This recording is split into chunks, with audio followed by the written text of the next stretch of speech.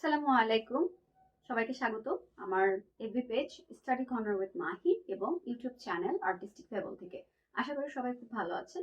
আজকে আমি একটি গুরুত্বপূর্ণ ব্যাপার নিয়ে হাজির হয়েছি। সেটি হচ্ছে আমাদের ক্লাস 5-এর বইটা কিন্তু এত চেঞ্জ হয়েছে এবং সেটি অনুযায়ী কিন্তু পুরো একটি সিলেবাসও পরিবর্তন হয়েছে। ক্লাস 5-এর কোশ্চেন প্যাটার্ন যদি আমরা ঠিকমতো না জানি তাহলে কিন্তু আমাদের প্রিপারেশনটা পরিপূর্ণ হবে না। তো আমি ইংরেজি বিষয়ের যে কোশ্চেন প্যাটার্নটা আছে আজকে সেটি নিয়ে আলোচনা করব। তো আমাদের এই ইংরেজিটাকে মূলত 3টি সেকশনে ভাগ করা হয়েছে, পার্ট এ, পার্ট বি এবং পার্ট সি। তো পার্ট এ তে থাকবে 40 মার্ক, সেটা কিছুটা সিন টপিক থেকে থাকবে, এবং পার্ট বি তে থাকবে গ্রামাটিক্যাল পার্ট, যেটি 35 মার্কস থাকবে, এবং আরেকটি থাকবে রাইটিং পার্ট, যেটিতে থাকবে 25 মার্কস। তো পার্ট এ তে কি কি আছে আগে আমরা সেটি দেখে নেই। পার্ট এ থাকবে মূলত সিন থেকে কিছু অংশ। প্রথমে থাকবে এমসিকিউ। এমসিকিউ থাকবে 5টি, থাকবে 5 মার্ক। তারপরে ট্রু ফলস, ট্রু ফলসে আছে, এটাতেও 5 মার্ক। তারপরে কোশ্চেন অ্যান্সার, মূলত এই 3টি অংশ আমাদের আগে যা ছিল তাই আছে, অর্থাৎ কোশ্চেন অ্যান্সারও 5টা থাকবে, একটা 2 মার্ক করে। এইখানে আসি 4 নাম্বার।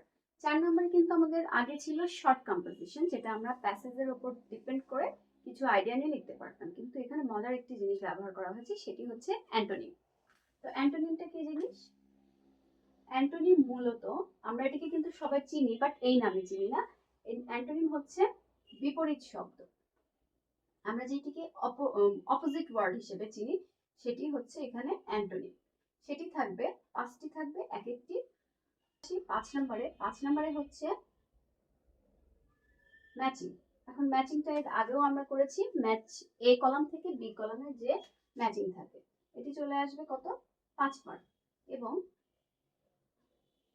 তারপরে চলে আসছে রিঅ্যারেঞ্জ। এখানে রিঅ্যারেঞ্জ কিন্তু দুই রকম হয়, একটা হচ্ছে সেন্টেন্স রিঅ্যারেঞ্জ, আরেকটি হচ্ছে প্যাসেজ রিঅ্যারেঞ্জ। এটিতে টোটাল মার্ক থাকবে 5। তাহলে এই হয়ে গেল আমাদের 40 মার্ক। এখন এখানে সেন্টেন্স আর প্যাসেজ রিঅ্যারেঞ্জটা কি আমি একটু বোঝাই।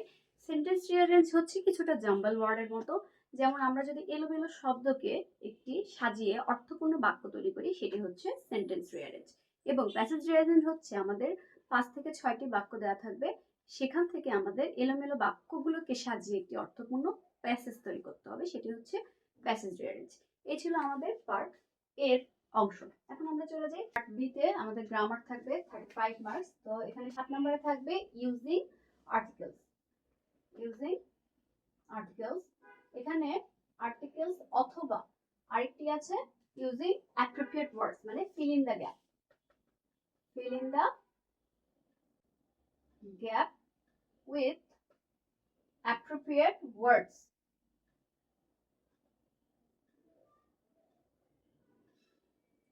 এখানে এই দুইটির যে কোনো একটা আসবে এবং সেটি থাকবে 5 মার্ক। অর্থাৎ তোমাদের আর্টিকেল শিখে সেটি আর্টিকেল এ অ্যান্ড দা দিয়েও ফিল ইন দ্য গ্যাপ করতে হতে পারে, অথবা যে কোনো একটি শূন্যস্থান থাকতে পারে যেখানে তোমার আর্টিকেল ছাড়াও কিন্তু অন্য শব্দ ব্যবহার করে গ্যাপটা পূরণ করতে হবে। তারপরে 8 নম্বরে চলে আসি, ইউজিং সাফিক্স অ্যান্ড প্রিফিক্স, যেটি হয়ে যাবে 5 মার্ক। এখানে সাফিক্স প্রিফিক্স কি? সাফিক্স প্রিফিক্স মূলত কোনো শব্দের আগে এবং পরে যদি আমরা অতিরিক্ত কিছু যোগ করে একটি নতুন শব্দ তৈরি করি, সেটি হচ্ছে সাফিক্স প্রিফিক্স। যেমন যদি আমি ইম্পর্টেন্ট শব্দের আগে যদি ইউএন যুক্ত করে আনইম্পর্টেন্ট বলি, তখন কিন্তু আরেকটি নতুন শব্দ আমরা পেয়ে গেলাম। তো এটির ব্যবহারই হচ্ছে সাফিক্স প্রিফিক্স। এরপর আমরা আসি 9 নম্বরে। 9 নম্বরে থাকবে টেন্সের চেঞ্জ অথবা রাইট ফর্ম ভার্ব। এখানেও কিন্তু অপশন দেখেছো, টেন্স চেঞ্জ অথবা কি থাকবে, অর দিয়ে থাকবে রাইট ফর্ম ভার্ব। ঠিক আছে, এখানে অবশ্য 5টা বাক্য থাকবে, 5টা এক একটা 2 মার্ক করে, যেটি হয়ে যাবে 10 মার্ক। আচ্ছা, এরপর আমরা চলে আসি ডাব্লিউএইচ কোশ্চেনে। ডাব্লিউএইচ কোশ্চেন, ডাব্লিউএইচ কোশ্চেনটা গতবার কিন্তু অন্যরকম ছিল, এইবার একটু ডিফারেন্ট। গতবার ছিল ফিল ইন দ্য গ্যাপ করা, হু, হুইচ, হোয়াট একটি ছকে দেওয়া থাকতো, সেখান থেকে ওয়ার্ড নিয়ে আমাদের কি করতে হতো, গ্যাপটা পূরণ করতে হতো। কিন্তু এবার কিন্তু সেটা ডিফারেন্ট। এবার সেন্টেন্স দেওয়া থাকবে এবং তার নিচে আন্ডারলাইন করা থাকবে এবং সেই শব্দটি বুঝে তোমাকে হু, হুইচ, হোয়াট এগুলার ব্যবহার করতে হবে এবং এর মার্ক থাকবে 10। এরপর আমাদের এখানকার গ্রামাটিক্যালের লাস্ট পার্ট হচ্ছে পাংচুয়েশন।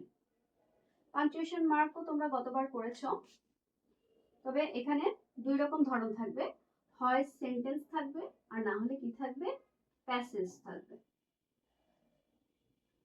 তো এটি হয়ে যাবে 5 মার্ক। এই হচ্ছে আমাদের গ্রামাটিক্যাল অংশটা। পার্ট সি, পার্ট সি তে কি আছে, রাইটিং পার্ট, যেটি 25 মার্কস। তাহলে এখানে 12 নম্বরে কি থাকবে, প্যারাগ্রাফ রাইটিং, প্যারাগ্রাফ, দেন লেটার, দেন কি থাকবে, ফর্ম ফিল আপ। এখানে এটি 10, এটি 10, এটি হচ্ছে 5। এখানে প্যারাগ্রাফ আর লেটারটা কিন্তু তোমাদের যার যার স্কুল থেকে নির্দিষ্ট করে দেবে, সেগুলা থেকেই আসবে এবং ফর্ম ফিল আপ তো তোমরা আগেও করেছো। এই তো, তাহলে আমাদের ক্লাস 5 এর যে এ বি সি তিনটা পার্ট আছে, এই তিনটা পার্ট নিয়ে মূলত 5 এর 100 মার্কের ইংরেজি পরীক্ষা হবে। আশা করি সবাই বুঝতে পেরেছো। এরপরেও যদি কোনো অপশন নিয়ে কোনো প্রশ্ন থাকে অবশ্যই আমাকে কমেন্ট সেকশনে জানাবে এবং আমার সাথে থাকবে। আশা করি সবাই ভালো থাকবে। আবারও সবাইকে স্বাগতম আমার FB page study corner with Mahi এবং ইউটিউব চ্যানেল আর্টিস্টিক ফেবল থেকে। আসসালামু আলাইকুম, ধন্যবাদ।